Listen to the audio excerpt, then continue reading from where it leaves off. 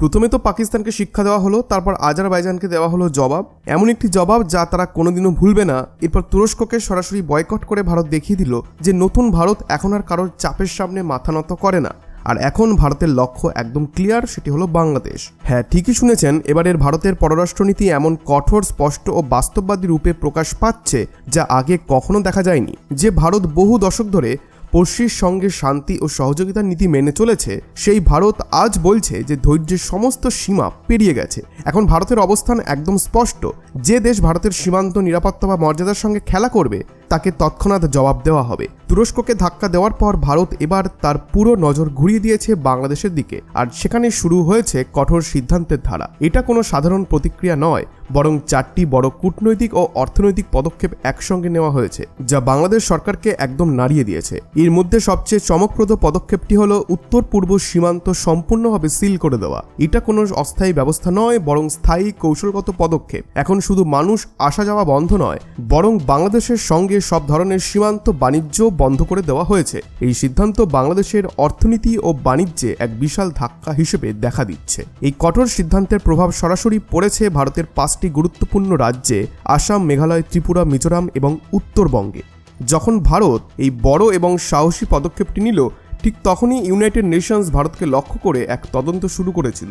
অভিযোগ তোলে যে ভারত নাকি রোহিঙ্গা ও বাংলাদেশি অনুপ্রবেশকারীদের দেশ থেকে তাড়াচ্ছে এবং মানবাধিকার লঙ্ঘন করছে। কিন্তু ইউনাইটেড নেশনের এই একপেশে ও অন্যায় আচরণ ভারতের ভিতকে আরো দৃঢ় করে দিয়েছে। ভারত এবার স্পষ্ট বার্তা দিয়েছে, দেশের সীমার মধ্যে অবৈধভাবে কেউ থাকবে না এবং এমন কাউকে বরদাস্তও করা হবে না। সীমান্ত রক্ষা বাহিনী অর্থাৎ বিএসএফকে কঠোর নির্দেশ দেওয়া হয়েছে, যে কোনো সন্দেহজনক অনুপ্রবেশ ঘটলেই সঙ্গে সঙ্গে কঠোর পদক্ষেপ নিতে হবে, একটুও ছাড় দেওয়া চলবে না। এখন ভারত ও বাংলাদেশের সম্পর্ক এমন এক সংকটজনক মোড়ে এসে পৌঁছেছে যেখান থেকে ফিরে আসা খুবই কঠিন বলে মনে হচ্ছে, কারণ ভারত হঠাৎ করেই বাংলাদেশের একাধিক গুরুত্বপূর্ণ রপ্তানি পণ্যের ওপর কঠোর নিষেধাজ্ঞা জারি করেছে। এর মধ্যে রয়েছে রেডিমেড পোশাক, কাঠের ফার্নিচার, প্লাস্টিক ও পিভিসি সামগ্রী, ফলের জুস, চিপস, বিস্কুট, এমনকি সুতো, যা আগে বিশাল পরিমাণে ভারতে প্রবেশ করত।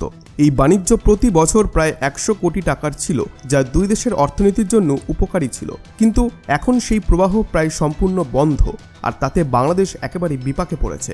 তবে ভারত মানবিক দিকটা বজায় রেখেছে। মাছ, এলপিজি, ভোজ্য তেল এবং ক্রাশড স্টোন, এইগুলির মতো প্রয়োজনীয় পণ্যগুলিকে নিষেধাজ্ঞার আওতায় বাইরে রাখা হয়েছে, যাতে সাধারণ মানুষ সমস্যায় না পড়ে। একইভাবে যে পণ্যগুলি বাংলাদেশ হয়ে নেপাল বা ভুটানে ট্রানজিট হয়, সেগুলির ওপরেও আপাতত কোনো নিষেধাজ্ঞা আরোপ করা হয়নি। তবুও ভারতের এই সিদ্ধান্ত বাংলাদেশের অর্থনীতিতে গভীর এবং বেদনাদায়ক আঘাত হেনেছে, কারণ বাংলাদেশের প্রায় 14% রপ্তানি শুধু ভারতের ওপর নির্ভরশীল ছিল, আর সেই দরজা এখন কার্যত বন্ধ হয়ে গেছে। এখন প্রশ্ন উঠছে, ভারত এত কঠোর পদক্ষেপ কিভাবে নিল এবং কেন নিল? পরিস্থিতি এমন জায়গায় পৌঁছালো কি করে? উত্তরটা যতটা সহজ ততটাই চমকপ্রদ এবং হতাশাজনক। ভারত বরাবরই বাংলাদেশকে বাণিজ্যে অগ্রাধিকার ও ছাড় দিয়ে আসছে। উত্তর পূর্বাঞ্চল দিয়ে পণ্য রপ্তানির সম্পূর্ণ অনুমতি দিয়েছে, এমনকি নিজের বন্দরগুলি ব্যবহার করে বাংলাদেশকে তৃতীয় দেশের সঙ্গে বাণিজ্য করার সুবিধাও দিয়েছে। কিন্তু তারপরেও বাংলাদেশ যেভাবে ভারতের প্রতি প্রতিক্রিয়া দেখিয়েছে তা একেবারেই অগ্রহণযোগ্য। আর এদিকে বাংলাদেশ ঠিক কি করলো জানেন? তারা ধাপে ধাপে ভারতীয় পণ্যের নানা বাধা আরোপ করতে শুরু করলো এবং ওই সহযোগিতার সুবিধার সুযোগ নিয়ে উল্টো দিকেই ভারতকেই আঘাত করতে শুরু করলো। ফলে টেনে পড়ল উত্তর পূর্বের ছোট ও মাঝারি শিল্পগুলি। অনেক কারখানা লোকসানের মুখে পড়ে বন্ধ হতে বাধ্য হলো। ভারত বেশ ধৈর্যের সঙ্গে এই সব দেখলো, কিন্তু যখন বোঝা গেল এই একতরফা সুযোগ আর বন্ধুত্বের সুযোগ নেওয়া অব্যাহত থাকবে, তখন সরকার সিদ্ধান্ত নিল এবার জবাব তাদের ভাষাতেই দেওয়া হবে। উত্তর পূর্ব অঞ্চলটি ভূগোলগতভাবে দেশের বাকি অংশের থেকে কিছুটা আলাদা এবং ঐতিহাসিকভাবে এখানে বাংলাদেশ হয়ে রাস্তা, জিনিসপত্র সহজে প্রবেশ করেছে।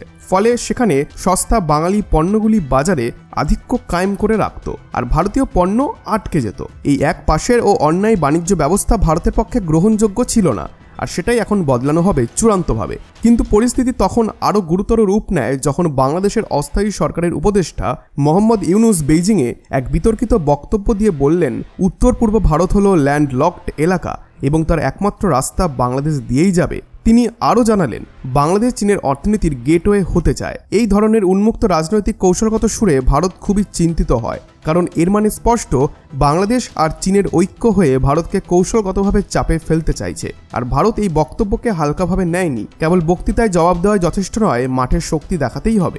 ফলে নেওয়া হলো বড় সিদ্ধান্তগুলি। উদাহরণস্বরূপ শিলং থেকে শিলচর পর্যন্ত প্রায় 23,000 কোটি ব্যয়ে একটি নতুন আধুনিক হাই স্পিড সড়ক নির্মাণের অনুমোদন দেওয়া হয়েছে, যা আসলে গেম চেঞ্জার। এই সড়কটি উত্তর পূর্বকে সরাসরি সমুদ্র পথের সঙ্গে সংযুক্ত করবে, মায়ানমারের রাস্তায় নয়, এবং কালাদান মাল্টি মডাল ট্রানজিট প্রজেক্টকে নতুন শক্তি ও গতি দেবে। পর্দায় যে ম্যাপটি আপনি দেখছেন সেখান থেকেই পরিষ্কার বোঝা যাবে এই রাস্তায় বাংলাদেশের ওপর নির্ভরতা ক্রমশ কমে যাবে এবং উত্তর পূর্ব পুরোপুরি আত্মনির্ভর হবে। সারমর্ম যে ভারতের নীতি এখন স্পষ্ট, কেউ আর আর্থিক বা ভৌগোলিক দুর্বলতার সুযোগ নিয়ে দেশটিকে ব্ল্যাকমেল করতে পারবে না। তথ্যগত দিকেও বড় প্রভাব পড়ছে।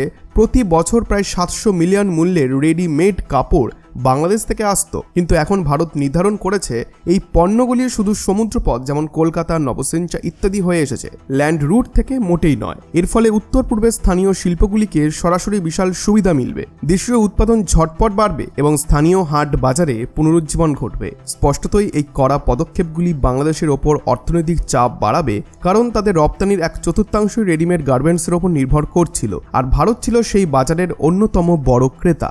যদি স্থায়ীভাবে ল্যান্ড রুট বন্ধ থাকে সেক্ষেত্রে তাদের প্রতি মাসে কোটি কোটি ডলারের ক্ষতি হবে এবং পুরো অর্থনীতি চাপে পড়বে। আর ভারতের উদ্দেশ্য পরিষ্কার, যে কোনো দেশ যদি চীনের সঙ্গে গাঁটছড়া বাঁধে এবং ভারতের বিরুদ্ধে সঙ্গতিপূর্ণভাবে ষড়যন্ত্র করে, তার ফলশ্রুতিতে আর্থিকভাবে ভারতের সহায়তা বা দরজা খোলা থাকবে না। এখন বাংলাদেশ এমন একটি সুরে কথা বলতে শুরু করেছে যা সম্প্রতি জাতিসংঘ ভারতের বিরুদ্ধে ব্যবহার করেছিল। সেই একই ভাষা, সেই একই অভিযোগ। বাংলাদেশের স্বরাষ্ট্র উপদেষ্টা সরাসরি অভিযোগ করেছেন যে ভারত নাকি নিজের নাগরিকদের পুশিন পদ্ধতিতে জোর করে বাংলাদেশের ভেতরে ঠেলে দিচ্ছে। এই বক্তব্য তিনি দিয়েছেন সাতক্ষীরা জেলায় এক ফ্লোটিং বর্ডার আউটপোস্টের উদ্বোধন অনুষ্ঠানে, যা কূটনৈতিক দিক থেকে অত্যন্ত সংবেদনশীল ও গুরুত্বপূর্ণ বলে ধরা হচ্ছে। তার কথাই ছিল এক প্রকার হুমকির সুর। তিনি স্পষ্ট বলেছিলেন, যদি কোনো ভারতীয় অবৈধভাবে বাংলাদেশে ধরা পড়ে তাকে কূটনৈতিক প্রক্রিয়ার মাধ্যমে ফেরত পাঠানো হবে, কোনো ছাড় দেওয়া হবে না। এই মন্তব্য শুধু বিতর্কিত নয়, বরং এক গভীর কূটনৈতিক সংকেত বহন করে।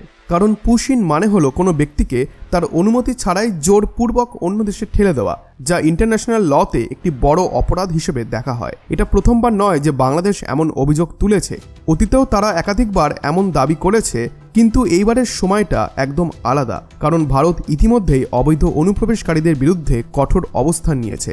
সরকারি তথ্য অনুযায়ী শুধু আসাম ও ত্রিপুরা মিলিয়ে প্রায় 50 লক্ষেরও বেশি সন্দেহভাজন বাংলাদেশি নাগরিক অবৈধভাবে বসবাস করছে, যা বিশাল সংখ্যা। ভারত এবার একদম পরিষ্কার বার্তা দিয়েছে, যারা অবৈধভাবে দেশে থাকছে তাদের যত দ্রুত সম্ভব চলে যেতে হবে, কোনো আপোষ বা ছাড় হবে না। অনেকেই নিজের দেশে ফিরতে চায়, কিন্তু বাংলাদেশ সরকার তাদের গ্রহণ করতে নারাজ, উল্টে মুখ ফিরিয়ে নিচ্ছে। ভারত তখন জাতিসংঘকেও এক তীব্র বার্তা দিয়েছে, যদি তোমাদের এত চিন্তা তাহলে এই শরণার্থীদের দায়িত্ব তোমরাই নাও, আমরা নয়। এদিকে ভারতের সীমান্ত সুরক্ষা এখন আরও কঠোর ও প্রযুক্তি নির্ভর হয়েছে। বাংলাদেশ সীমান্তে অতিরিক্ত সেনা ও নিরাপত্তা বাহিনী মোতায়েন করা হয়েছে, আধুনিক সিসিটিভি নজরদারি ও স্মার্ট ফেন্সিং সিস্টেম বসানো হয়েছে, যাতে কোনো অনুপ্রবেশের সুযোগ না থাকে। বিএসএফকে দেওয়া হয়েছে স্পষ্ট নির্দেশ, যে কোনো সন্দেহজনক অনুপ্রবেশ ঘটলেই তাৎক্ষণিক কঠোর ব্যবস্থা নিতে হবে, কোনো দয়া বা দেরি নয়। গত কয়েক মাসে বহু অবৈধ অনুপ্রবেশকারীকে গ্রেপ্তার করা হয়েছে এবং সীমান্ত এলাকাগুলি পুরোপুরি নিয়ন্ত্রণে রাখা হয়েছে। ভারত এখন কোনো দেশকে নিজের অভ্যন্তরীণ বিষয় নাক গলাতে দিতে রাজি নয়। একটাই বার্তা ভারত দিচ্ছে যে আমরা আমাদের সীমার মধ্যে নিজের সিদ্ধান্তে চলব। এদিকে বাংলাদেশ এখন ভারী অর্থনৈতিক ধাক্কা খাচ্ছে, কারণ ভারতের আরোপিত কঠোর বাণিজ্য নিষেধাজ্ঞা ও স্থলপথ বন্ধের ফলে তাদের রপ্তানি বাণিজ্য প্রায় অচল হয়ে গেছে। চীনের দিকে ঘনিষ্ঠতা বাড়ানো এবং ভারতের বিরুদ্ধে অবস্থান নেওয়ার যে সিদ্ধান্ত তারা নিয়েছিল, তার মূল্য এখন ভয়াবহভাবে গুনতে হচ্ছে এবং ভবিষ্যতে তা আরও বাড়বে। শেষে একটাই প্রশ্ন থেকে যায়, আপনার মতে ভারত কি সঠিক পদক্ষেপ নিয়েছে? বাংলাদেশকে এইভাবে জবাব দেওয়া কি সময়ের দাবি ছিল? আপনার মতামত অবশ্যই জানান কমেন্ট বক্সে। আর বন্ধুরা, এটাই ছিল আজকের পূর্ণ আপডেট। বহু গবেষণা, তথ্য আর বাস্তব বিশ্লেষণের উপর ভিত্তি করে আপনাদের সামনে এটা তুলে ধরা হয়েছে। তাই তথ্যটি ইনফরমেটিভ লাগলে অবশ্যই ভিডিওটিকে লাইক করুন এবং বন্ধুদের সঙ্গে শেয়ার করুন। আর আজব কাহিনী পুরাণ চ্যানেলটিকে এখনই সাবস্ক্রাইব করে আমাদের এই পরিশ্রমকে একটু সমর্থন দিন। ধন্যবাদ।